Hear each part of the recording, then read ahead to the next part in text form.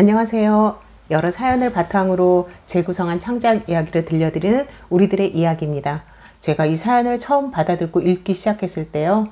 중간에 3번이나 멈칫했습니다. 한 번은 화가 나서, 한 번은 서러워서, 그리고 마지막 한 번은 너무 통쾌해서요. 저도 시골 외할머니 밑에서 방학마다 시골에 가서 뒹굴며 자란 사람이라 이 사연 속 어머님 이야기가 남의 일 같지 않더라고요. 오늘의 이야기 시작합니다. 저는 경상도 작은 시골 마을에서 70평생을 살아온 사람이에요. 이름이요? 그냥 순덕이라고 불러주세요. 동네 사람들이 다 그렇게 부르니까요. 우리 영감을 만난 건 22, 중매였어요. 처음 본 날 영감이 고개만 숙이고 한마디도 안 하길래 이 사람 정말 말이 없구나 싶었는데 그게 평생 똑같더라고요. 말 대신 손이 바쁜 사람이었어요. 새벽 4시면 어김없이 논둑에 나가 있었고 해가 질 무렵까지 쉬는 법이 없었죠. 신혼여행이라곤 읍내 사진관에서 찍은 흑백사진 한 장이 전부였지만 그때는 다들 그렇게 살았으니까 서운할 것도 없었어요. 비 오는 날이면 마루에 나란히 앉아서 처마 끝으로 떨어지는 빗줄기를 같이 바라보는 게 우리 부부만의 여행이었다랄까요? 그렇게 뼈 빠지게 일해서 아들 하나를 키웠어요. 정우. 바를 정에 호수호. 바르고 넓은 사람이 되라고 영감이 사흘밤을 궁리해서 지은 이름이에요. 딸 하나 더 있었으면 했지만 하늘이 주신 게 아들 하나였으니까 그 하나에 온 정성을 쏟았죠. 정호는 어릴 때부터 머리가 밝은 애였어요. 시골에서는 늘 1등. 선생님마다 이 아이는 서울 보내야 한다고 한 목소리를 내셨고요. 전 솔직히 겁이 났어요. 서울이 어딘데 거기 보내려면 돈이 밀물처럼 나갈 텐데. 근데 영감이 이를 악물더라고요. 겨울마다 건설 현장 일용직을 나갔어요. 칼바람을 맞으면서 시멘트 지고 철근 나르고 저도 마을 경로당 급식 보조, 고추 말려 시장에 내다 팔기, 남의 집 김장 도우미. 안 해본 일이 없었죠. 그렇게 한 푼 두 푼 모아서 정호를 서울로 올려보냈어요. 정호가 서울대학에 붙었다는 소식을 들은 날 우리 영감이 태어나서 처음 울었어요. 마루에 털썩 주저앉아 고무신 벗어던지고 펑펑 울더라고요. 이 과묵한 양반이 소리내서 우는 걸 저는 평생 처음 봤습니다. 저도 부엌에서 주걱 들고 뛰어나와서 같이 울었고요. 그때만 해도 우리는 세상에서 제일 행복한 부부였어요. 정호는 경영학을 전공하고 중견기업에 취직했어요. 동네 어른들이 순덕이네 아들 서울서 큰 회사 다닌다며 하면 영감은 괜히 헛기침을 했지만 입꼬리가 귀까지 올라갔었죠. 근데요, 사람 인생이란 게 참 오르막이 있으면 내리막이 오는 법이잖아요. 정호가 32 되던 해 아침이었어요. 영감이 논에 가려고 고무 장화 신다가 그대로 마루바닥에 쿵 하고 넘어졌어요. 뇌출혈이었어요. 119가 올 때까지 전 영감 머리를 무릎에 넣고 이름만 불렀어요. 수술은 했지만 의식이 돌아오지 않았어요. 3주를 중환자실에서 버텼죠. 마지막 날 영감이 제 손을 살짝 쥔 것 같았어요. 진짜 진 건지 제 착각인지 지금도 모르겠어요. 그리고 그 손이 풀어지면서 영감은 눈을 감았습니다. 영감을 보내고 나니 집이 너무 넓었어요. 아니, 넓다기보다 비어있다는 말이 맞겠죠. 밥을 지어도 한 사람분, 반찬을 해도 한 사람분. 그거마저 귀찮은 날이 태반이었어요. 장례식 때 내려왔던 정호가 일주일 만에 서울로 올라가면서 이런 말을 했어요. 엄마, 나중에 내가 자리 잡으면 서울로 꼭 모실게. 지금 조금만 참아. 전 그 말 한마디에 다시 일어설 수 있었습니다. 영감이 남긴 논밭 정리하고 농협에서 나온 퇴직금 비슷한 거 받아서 통장에 넣어두고 제가 평생 찔끔찔끔 모아온 돈이랑 합치니까 시골 할머니 치곤 꽤 둑둑한 목돈이 모여 있었어요. 정확한 금액은 말씀 못 드리지만 노후자금이자 마지막 보루 같은 거였죠. 정호한테 필요하면 보태주고 나중에 요양원이라도 가야 하면 쓸 돈으로 말이에요. 그로부터 2년 뒤 정호가 결혼한다는 소식을 전해왔어요. 엄마, 나 결혼할 사람 생겼어. 서울 사람인데 괜찮아. 엄마 한번 올라와. 전 그 전화를 받고 잠이 안 올 정도로 설렜습니다. 장에 나가서 한복 맞추고 동네방네 우리 정호 장가간다 자랑하고 올라가는 버스 안에서 창밖만 보면서 별의별 상상을 다 했죠. 예비 며느리가 예쁠까? 우리 정호 밥은 잘 챙겨줄까? 서울 강남에 있는 레스토랑에서 첫 만남을 가졌는데 문에 들어서는 순간부터 전 기가 죽더라고요. 양복 입은 직원이 문 열어주고 천장에는 샹들리에가 달려있고 시골 할머니가 여기 와도 되나 싶을 정도로 번쩍번쩍 했어요. 예비 며느리 이름은 수진이라고 할게요. 첫 인상이 참 세련됐어요. 머리카락 한 올 흐트러짐 없이 딱 정돈하고 날씬한 봄에 명품 가방을 들고 있었죠. 근데 제가 인사하려고 다가가니까 수진이의 눈이 절 위에서 아래로 한번 훑는 거예요. 그때 전 별 생각 안 했어요. 서울 사람들은 좀 차가운 거라고, 처음이니까 어색한 거라고 스스로를 다독였으니까요. 어머니 안녕하세요. 저 수진이에요. 목소리는 또박또박한데 어딘가 사무적이었어요. 그래도 전 너무 반가워서 수진이 손을 덥석 잡았죠. 아이고 우리 예비 며느리 얼마나 곱노. 우리 정우가 복받았구나. 수진이가 슬쩍 손을 빼며 입꼬리만 살짝 올리더라고요. 좀 서운했지만 내색은 안 했어요. 시어머니한테 쑥스러울 수도 있는 거니까. 식사 중에 수진이가 집안 얘기가 나왔는데 친정아버지가 강남에서 부동산 관련 사업을 하시고 친정어머니는 골프에 문화센터에 여유롭게 사신다고 했어요. 수진이 본인도 대기업 마케팅 팀에서 일한다고 했고요. 전 진심으로 기뻐하며 말했습니다. 아이고 수진이가 능력도 있고 집안도 좋고 시골 할머니라 많이 부족하겠지만 잘해줄게. 그랬더니 수진이가 한마디 하더라고요. 네 어머니 감사해요. 근데 저희 결혼하면 서울서 살 거니까 어머니는 시골에서 편하게 계세요. 어머니까지 모시는 건 좀 실혼인데 부담스럽잖아요. 첫 만남 자리에서요. 남편 될 사람 바로 앞에다 대놓고 그런 말을 하는 거예요. 정호가 수진아 그건 나중에 이야기하자 하며 얼버무렸고 전 웃으면서 그래 신혼이 중하지 했지만 속에서 뭔가 서늘한 귤이 스멀스멀 올라왔어요.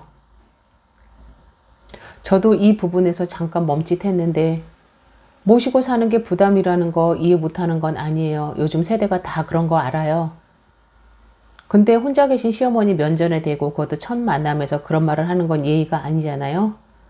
최소한의 눈치라는 게 있지. 어쨌든 결혼은 진행됐습니다. 전 모아둔 돈에서 3천만 원을 전세금 보태라고 보냈고 혼수 준비비로 1,000만 원을 따로 붙였어요.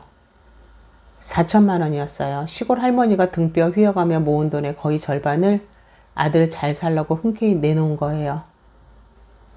결혼식 날 새벽같이 서울 올라가서 한복 입고 미장원에서 머리도 올리고 나름 단정하게 했다고 생각했는데 수진이 쪽 하객들 사이에서 수군거리는 소리가 귀에 들리는 것 같았어요. 신랑 어머니래. 시골에서 오셨대. 아 그렇구나. 그렇구나가 뭔 소린지 근데 아들 결혼식인데 기분 잡칠 순 없잖아요. 꼭 참았어요. 시골에 내려온 뒤에도 처음엔 수진이가 가끔 전화를 했어요. 어머니 식사 잘 챙겨 드세요. 건강 조심하세요.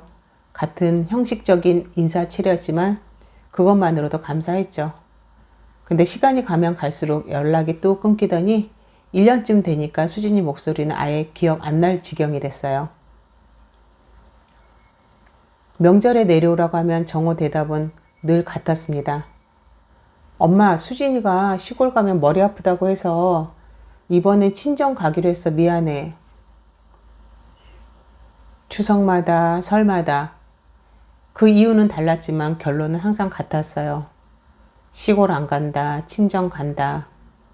전 혼자 마당에 앉아 달 보면서 송편 빚었어요. 영감이랑 같이 빚던 생각을 하면서요. 절구통에 콩가루 찢는 소리가 빈 마당에 울려 퍼지는데 그 소리가 그렇게 쓸쓸하더라고요. 여기서 잠깐 제 이야기를 좀 하자면요. 저도 대학교 때 명절에 외할머니의 댁에 안 찾아뵌 적이 있었거든요. 친구랑 놀고 싶어서. 귀찮아서. 그때 외할머니가 전화하셨는데 괜찮다. 젊은 게 바쁜 거지 뭐. 바쁘니까 좋아. 하시던 목소리가 아직도 귀에 맴돌아요. 그때 할머니도 이런 심정이셨겠구나 싶으니 코끝이 찡하더라고요. 결혼 3년 차에 접어들면서 일이 틀어졌어요. 정호가 다니던 회사에서 구조조정이 있었는데 운이 없게도 정호가 거기에 걸리고 만 거예요. 전화기 너머로 정호가 처음으로 울먹였어요. 엄마, 나 회사 잘렸어. 심장이 철렁했지만 애써 담담하게 말했어요. 정호야, 괜찮다. 내 아버지도 농사 망한 해가 한두 해가 아니었다. 이 악물고 다시 일어났잖아. 넌 아버지보다 배운 사람인데 못 해낼 게 뭐가 있어? 근데 수진이 반응은 완전 딴판이었어요. 당신 능력이 그거밖에 안 돼? 내 친구 남편 중에 잘린 사람 아무도 없거든? 내가 창피해서 얼굴을 어떻게 들어? 남편 힘들 때 위로는 못할 망정 체면 타령이라니. 이 소리를 전해 듣는 저도 혈압이 올라가는데 직접 듣는 정호 심정 오직했겠어요? 정호가 실직하고 나서부터 돈 부탁이 시작됐어요. 처음엔 전세 만기 추가금이 필요하다고 했고 그 다음엔 수진이 친정 어머니 환갑이라고 했고 또 그 다음엔 수진이 동생 사업자금이라고 또 수진이 차 바꿔야 한다고 서너 달에 한 번씩 꼬박꼬박 연락이 왔어요. 전부 수진이 친정 식구 챙기는 돈이었어요. 제가 여기서 이상하다 싶었던 게요.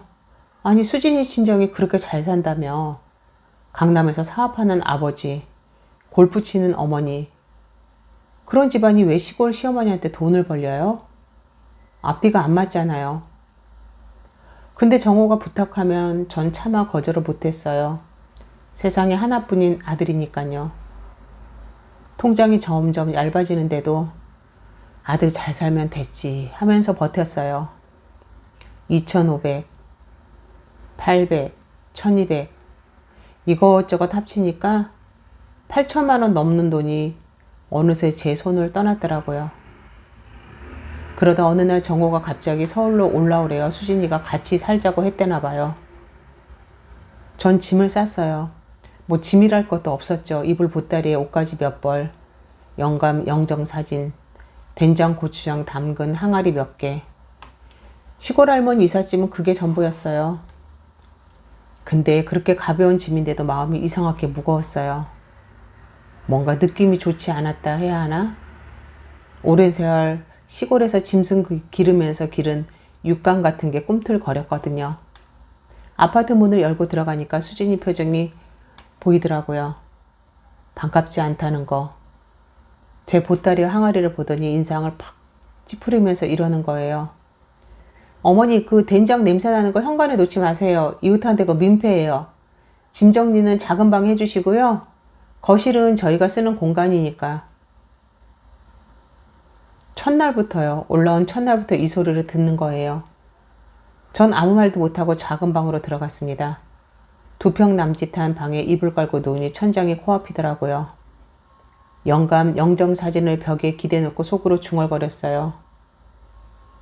여보, 나 서울에 왔어. 근데 여긴 참 좁고 차갑네. 아들 며느리와 동거가 시작되면서 수진이 본색이 하나씩 드러나기 시작했어요. 아침마다 일찍 일어나 밥을 지었습니다. 시골에서 하던 대로 된장찌개 끓이고 나물 무치고 달걀 부치고. 근데 수진이가 식탁에 앉더니 젓가락을 대지도 않는 거예요. 어머니, 저희 아침에 이런 거 안 먹어요. 토스트나 시리얼 먹거든요. 된장찌개 냄새가 옷에 배면 회사 가서 곤란하단 말이에요. 아, 그래? 미안하다. 내가 몰랐네. 그리고 어머니 옷도 좀 신경 써주세요. 이 동네에서 그렇게 입고 다니시면 좀 그래요. 경비 아저씨가 저한테 어머님 친척분이세요 물어봤거든요. 시어머니라고 하기가 좀 뭐했어요. 시어머니라고 하기엔 뭐했다고요? 내가 부끄러운 사람이에요? 평생 정직하게 땅 읽어서 살아온 칠순 노인이 입는 옷이 좀 촌스럽다고 그게 창피한 거예요? 방에 들어가서 한참을 혼자 울었습니다. 소리 안 나게 이불을 뒤집어 쓰고 울었어요. 영감 사진 보면서. 여보, 나 여기서 뭐 하고 있는 건지 모르겠다 했더니 사진 속 영감이 웃고 있는 게 보이는 거예요. 평소엔 안 그랬는데 그날따라 그 미소가 더 서러웠어요. 수진이의 무시는 날이 갈수록 심해졌어요. 한 번은 수진이가 거실에서 친구랑 전화 통화하는 걸 들었는데 작은 방까지 다 들리는 목소리로 이러더라고요. 아, 짜증나. 시어머니가 올라오셨거든. 아, 시골 노인네가 딱 그 꼬라지야. 된장 냄새 옷은 또 어째 구석기 시대에 입는 옷인 줄 알았어. 우리 엄마는 골프에 요가에 세련되게 사시는데 시어머니는 하루 종일 방에서 TV만 틀어놓고 있어. 진짜 한숨이 나와. 시골 노인네. 구석기 시대? 한숨 나온다고? 작은 방 문 하나 사이에 그런 말을 다 듣고 있었어요. 입술을 꽉 깨물고 눈을 감았습니다. 이건 무시가 아니라 사람한테 하면 안 되는 말이잖아요.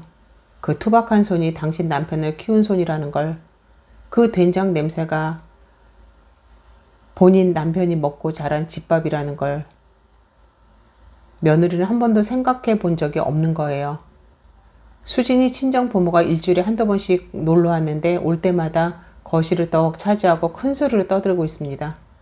수진이 친정 어머니가 하는 말이 방까지 들리더라고요.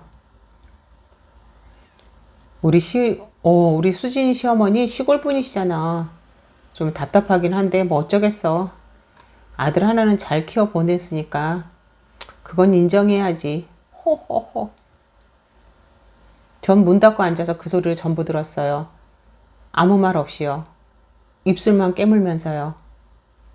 반면에 수진이는 친정한테는 극진했어요. 친정 아버지한테 생신이면 고급 레스토랑 예약하고 어머니한테 명품 가방 사드리고 동생 사업자금 보태주고 그 돈이 대체 어디서 나왔겠어요. 내가 등뼈 휘어서 모은 돈이에요. 아들 정호는요. 다행히 실직 1년쯤 되니까 다른 회사에 취직했어요. 연봉은 전보다 줄었지만 그래도 다시 일한다니 전 안심이 됐죠. 근데 정호의 진짜 문제는 따로 있었어요. 수진이한테 완전히 쥐어 사는 거였습니다. 어느 날 저녁 부엌에서 설거지를 하고 있는데 거실에서 두 사람 대화가 들리더라고요. 여보, 우리 엄마 목 디스크가 심해지셨대. 좋은 병원 가야 하는데 이번 달에 300만 원만 친정에 보내자. 300? 이번 달도? 지난달에도 200 보냈잖아. 뭐? 내가 당신이랑 결혼해서 시골 시어머니까지 모시면서 사는 게 부담 안 되는 줄 알아? 우리 엄마는 나한테 다 해주셨거든. 당신 엄마는 뭐 해준 거 있어? 시골에서 농사 짓다 온 거 말고. 수진아, 그래도 우리 엄마. 뭐? 당신 엄마 편 들 거야? 그럼 엄마 모시고 시골로 내려가던가. 나 진짜 이혼할 수도 있어. 이혼이라는 말에 정호가 바로 입을 닫더라고요. 전 수세미를 꽉 쥐고 서서 눈물이 떨어지는 걸 어금니 악물고 참았어요.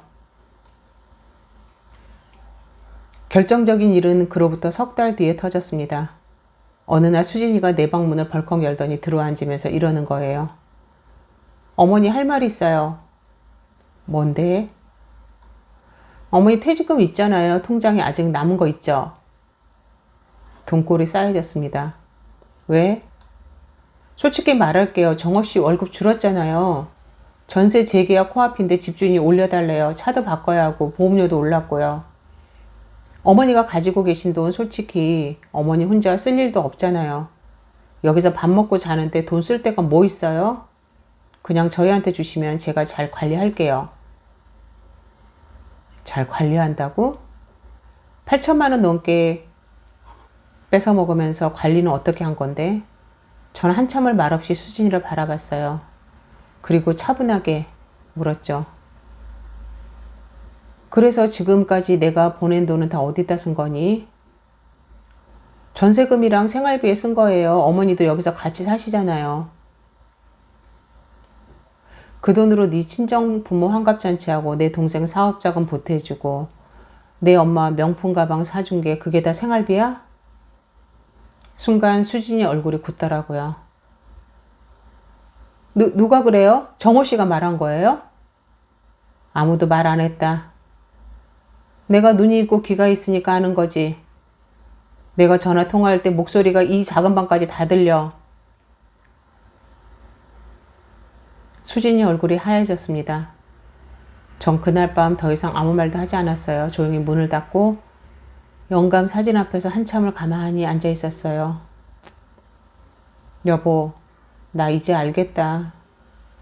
여기서 이러고 있으면 안 되겠구나. 며칠 뒤 수진이가 또 저를 불렀습니다. 어머니 통장 잔액이 정확히 얼마예요? 알아야 계획을 세우죠. 전 서랍에서 통장을 꺼내 보여줬어요. 수진이가 펼쳐보더니 표정이 확 일그러졌습니다. 이게 뭐예요? 잔액이 고작 이거예요? 전 태연하게 말했어요. 이미 다 썼다. 너한테 보내준 거 말고도 영감 장례비에 병원비에 8천만 원 넘게 보냈으니 남은 게 이거야. 말도 안 돼. 시골에서 평생 모은 게 이거밖에 안 돼요, 어머니? 어디다 숨기신 거 아니에요? 숨기긴 뭘 숨겨. 있는 그대로야. 수진이 얼굴이 분노로 일그러지더니 갑자기 목소리를 쭉 높였어요. 그러면 어머니 여기서 뭐 하시는 건데요? 돈도 없으시면서. 솔직히 말할게요. 어머니 여기 계시면 저희 부담만 돼요. 밥 먹고 전기 쓰고 물 쓰고 이거 다 돈이거든요. 돈도 안 보탤 거면 눌러 앉을 거면 시골에 내려가세요. 아니 당장 나가요. 당장 나가라. 이 소리를 며느리한테 듣게 되었습니다. 8천만 원 넘게 갖다 바쳤더니 이제 통장이 비니까 쓸모없다라고 나가래요. 정우가 뛰어났습니다. 수진아, 너 정말 우리 엄마한테 뭐라고 한 거야? 나가라니. 뭐 내가 틀린 말 했어? 돈도 없으면서 밥값이라도 하시던가. 시골 노인네가 서울에서 대체 뭘 하겠다고. 야, 시골 노인네가 네 결혼 비용 다 보태주고 전세금 보태주고 너네 친정 잔치도 보태준 사람이야. 아, 그게 얼마라고. 우리 엄마 아빠가 해준 거에 비하면 세 발의 피야. 두 사람이 거실에서 고래고래 소리를 지르는 사이 전 작은 방에 가만히 앉아 있었어요. 영감 사진을 보면서요. 그리고 속으로 딱 한마디만 했습니다. 그래, 지금이다. 사실 전 바보가 아니에요. 시골에서 평생 살았다고 세상 물정을 모르는 사람이 아니거든요. 수진이 본성은 진작에 알고 있었어요. 다만 아들 때문에 가정이 깨질까봐 참고 또 참은 거였지. 근데 참는 동안 손 놓고 있었던 건 아니에요. 아주 조용하게 차근차근 준비를 해놨거든요. 먼저 통장 이야기를 할게요. 수진이한테 보여준 통장. 그거 다가 아니었어요. 수진이가 돈에 눈독 들이는 걸 눈치챈 순간부터 몰래 다른 계좌를 만들어서 돈을 조금씩 옮겨놨어요. 우리 마을 이장 아들이 농협에서 일하는데 그 친구한테 부탁해서 아무도 모르게 비상 계좌를 만든 거예요. 수진이한테 보여준 건 일부러 거의 비워놓은 통장이었지. 이 부분 전 읽고 좀 놀랐습니다. 저도 처음에 이 사연 받고 여기서 무릎을 탁 쳤어요.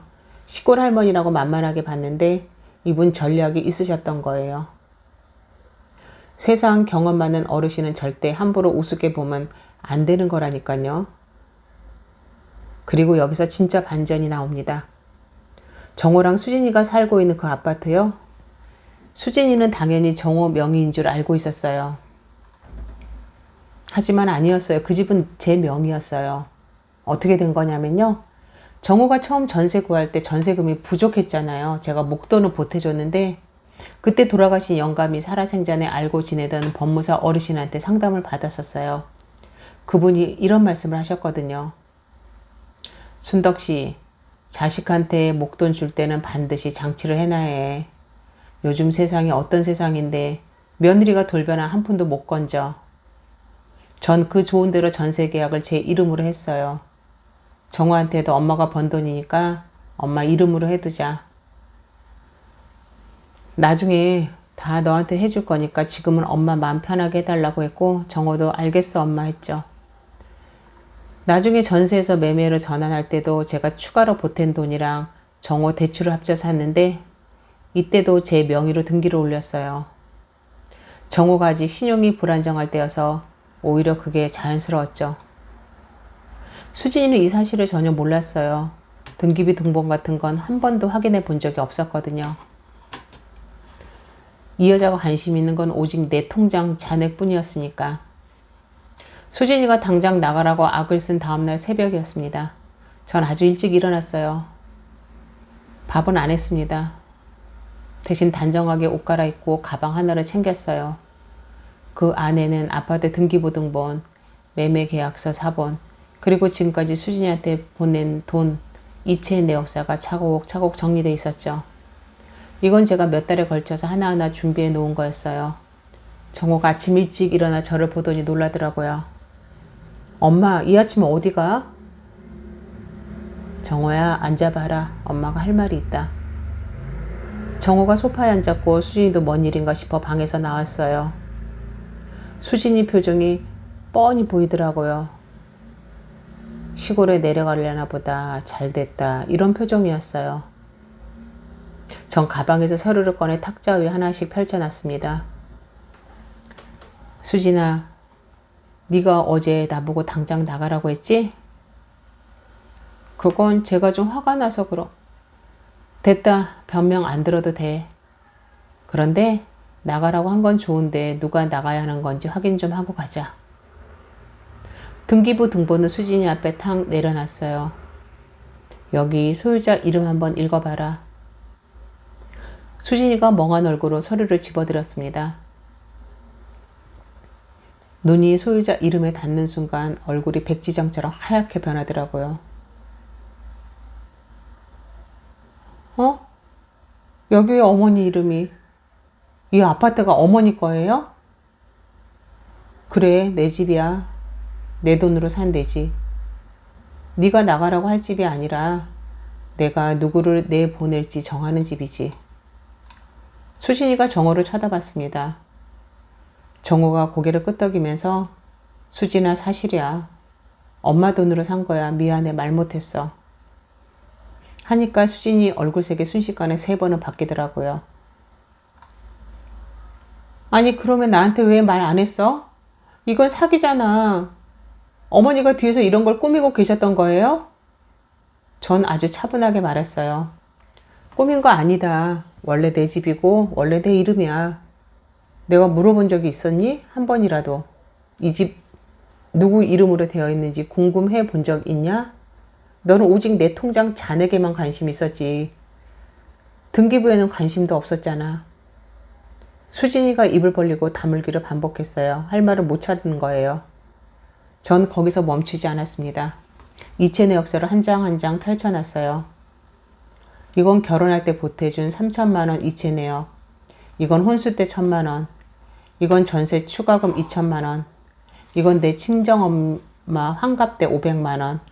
이건 내 동생 사업 자금이라며 가져간 800.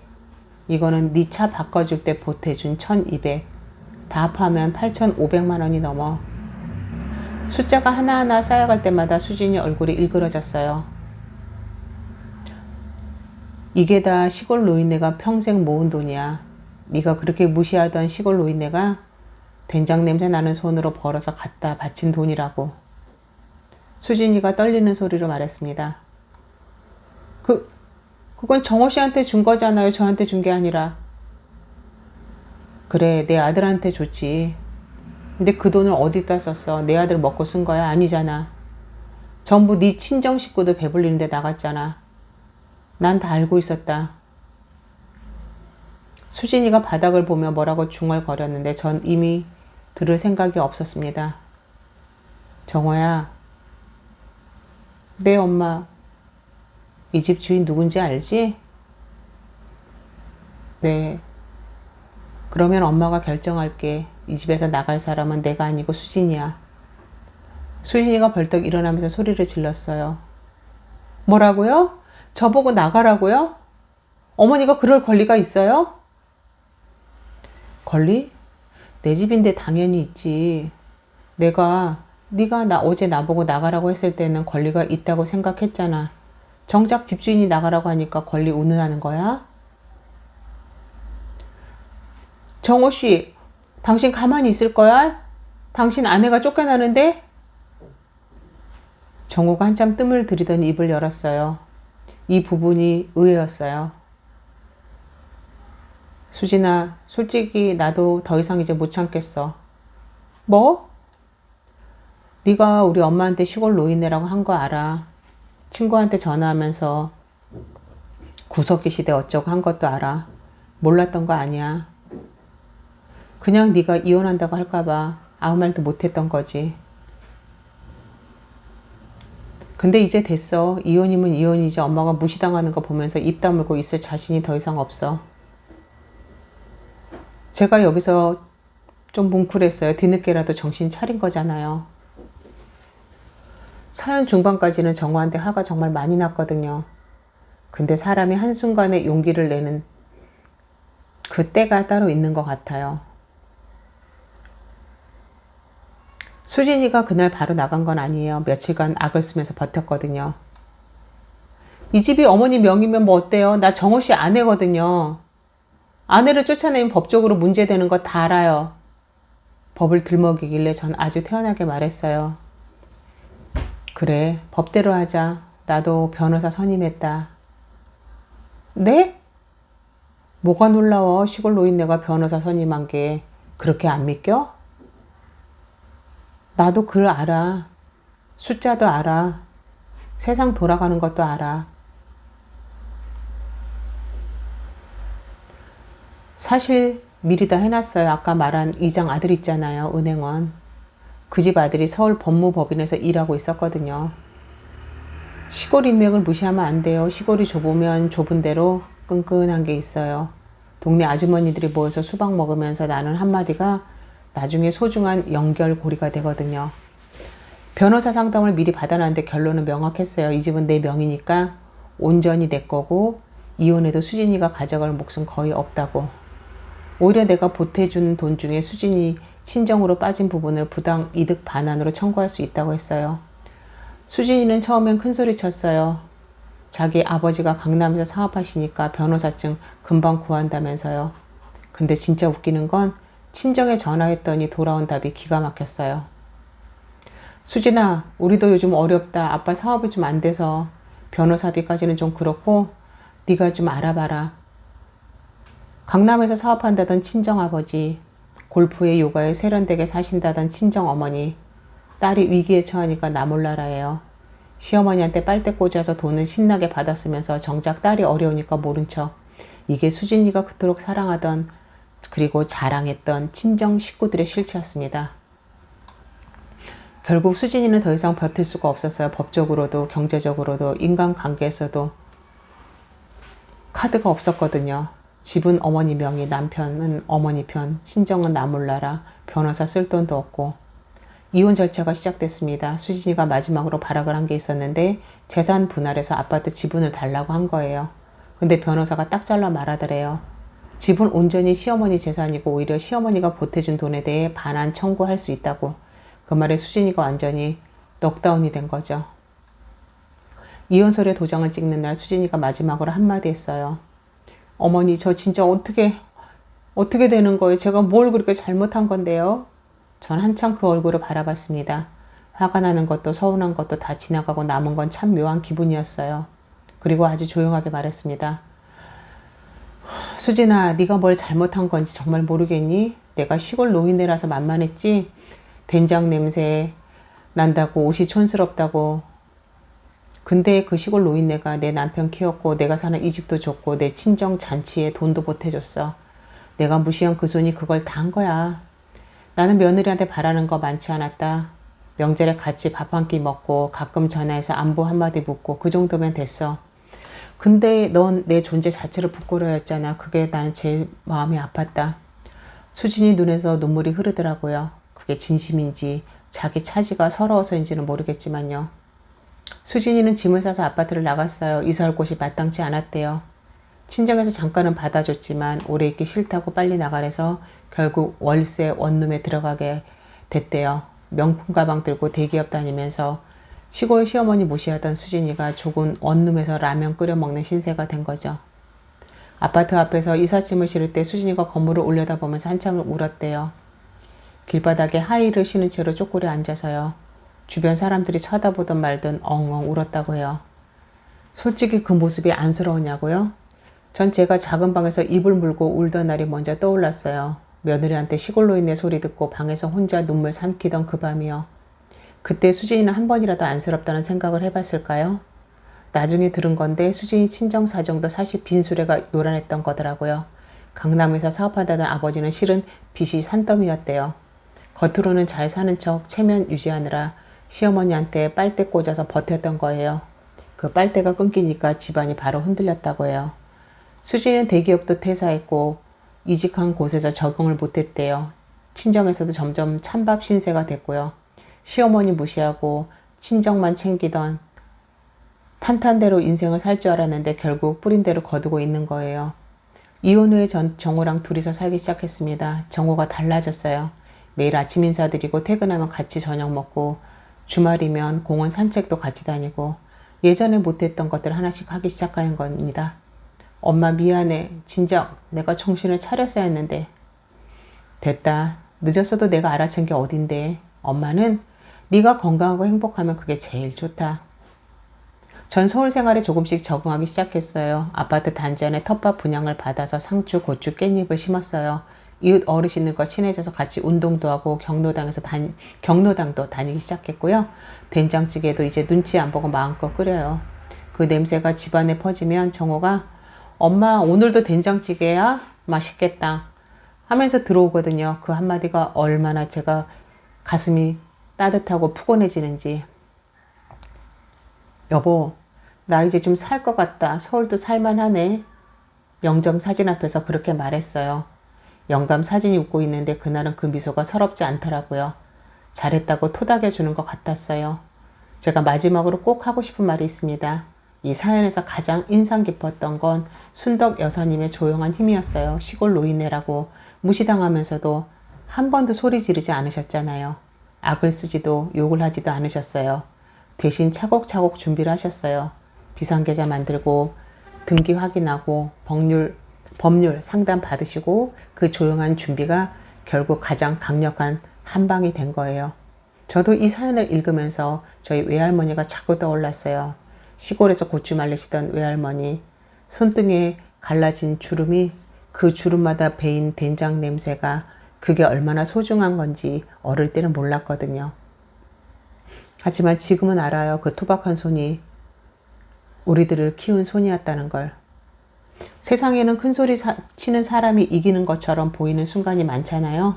당장 나가라고 악을 쓰고 시골 노인네라고 깔보고 돈 없으면 쓸모없다고 내치는 사람들.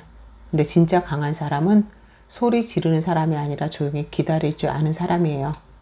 그리고 사람을 겉으로 판단하면 안 돼요. 시골 할머니라고 만만하게 봤다가 어떻게 됐어요? 된장 냄새 난다고 무시한 그 손이 집 한 채를 쥐고 있었다는 걸 수진이는 마지막 순간까지 몰랐잖아요. 지금 이 글을 듣고 계신 분들 혹시 부모님한테 요즘 연락 좀 자주 하시나요? 뭐 대단한 거 아니어도 돼요. 전화 한 통이면 돼요. 엄마 밥 먹었어?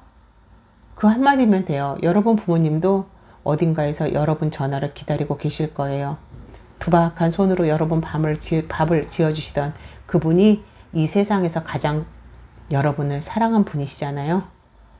순덕 여사님은 오늘도 아파트 텃밭에서 고추를 따시면서 이 말씀을 전해달라고 하셨어요. 사람은요, 남한테 어떻게 하느냐가 결국 자기한테 다 돌아옵니다. 내가 베푼 건 아들한테 돌아왔고 수진이가 무시한 건 수진이한테 돌아갔어요. 그게 세상 이치인 것 같아요. 여러분의 삶에도 따뜻한 된장찌개 한 그릇 같은 사랑이 늘 가득하시길 진심으로 바랍니다. 오늘 이야기는 여기까지입니다. 끝까지 시청해 주셔서 감사합니다.